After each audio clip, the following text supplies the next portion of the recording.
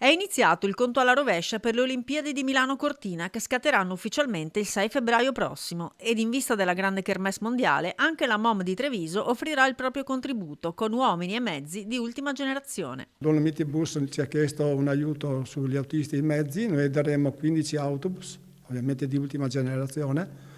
Abbiamo 20 autisti che vanno ovviamente a fare in servizio dal giorno 6 al giorno 22 e abbiamo 4 steward, quindi contribuiamo anche noi alle prossime Olimpiadi che saranno ovviamente a Cortina. Si tratta di bus dove saranno installati panic button per chiamare in caso di necessità le forze dell'ordine in tempi brevissimi e dove i controllori potrebbero già sperimentare le bodycam arrivate in questi giorni alla MOM e pronte per essere usate anche nei bus cittadini.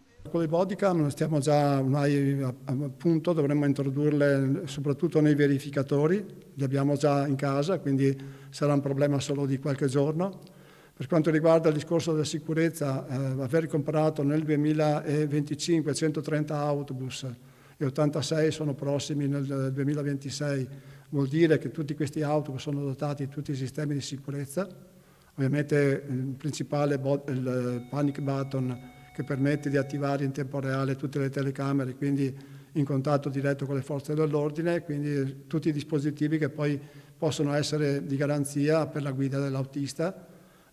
Quindi stiamo facendo degli investimenti importanti anche in questo campo.